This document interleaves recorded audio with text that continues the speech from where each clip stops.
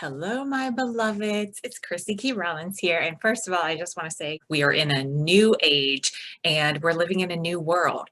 And it's up to us to stay focused and anchored and centered and grounded and to understand our place and our non-place in this new world that's unfolding around us so that we can stay clear, a little bit more at ease, and we can take ownership of our role in the creation of this new world. And it's up to us as individuals how we show up individually, which adds up to a collective that will decide how it is that we're going to move forward. So Othila, this rune, it kind of looks like a diamond shape with a little, it kind of looks like a fish standing on its tail. That's a good way to say it, a fish standing on its tail. And what Othila represents is prosperity.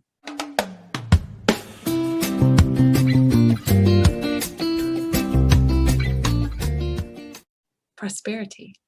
So this is around household, estate. It's also about ancestral wisdom. Prosperity isn't just about money or having what it is that you need in the moment. It's taking in and understanding that bigger picture. So it includes our ancestral wisdom. It includes our family. It is all things relating to family. It also is a invitation to discover and embrace your heritage in all forms. It is taking a look at the material to the highly spiritual. So all the aspects of your heritage, not just the physical heritage of what took place, but also the spiritual. So it's going from that 3D realm all the way up into the other dimensions. It also draws attention to physical and mental health and the boundaries around us. So paying attention to the boundaries that are put into place that don't just keep you restrained and restricted and keep other rascals out, but instead really help you to strengthen your physical, your mental wealth and your overall well-being. So pay attention to inherited values that are present or could be present in your life.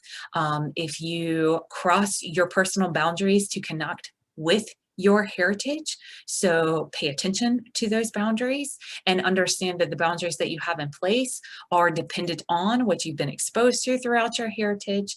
And this rune is all about strengthening family ties. It's one that asks us to accept ourselves the way that we are and to accept our material, our psychological, our physiological, our emotional, and our spiritual heritage. Now, with thinking about this word heritage, of course, first thing that comes to my mind are like old-timey ancestries that are decades and millenniums in the past, right? But also we can think about our own personal heritage. I mean, I'm 42 years old, so I have heritage through the younger generations of myself as I have been moving to this place in my life. So think about the heritage that you have brought along when you think back on your life, like that's a lifetime ago, because we're in a new world. So we can look at our past like it was our past lives or our ancestral selves that have brought us to this point. You cannot hide from or change who you are. And this acceptance will lead you to clarity for you to reach higher. And it is a rune that is reminding you to be wise in your management of available resources, your genetic inheritance, your spiritual power from your ancestors. So it's asking us to pay attention. Like prosperity isn't just, again, this pile of money that you have over in the corner. It's understanding the depths and the richness from that which you come, not just materialistically where you come from, but spiritually where you come from. So everything that has led you up to here, considering your family dynamics, considering your family experience, and what I am feeling really guided to in taking this idea of family is to help us in this new world. One of the things that is very, very key that has just been over and over, I talked about it all last year, is this re-recognizing of the humanity that is within each and every single person on this planet.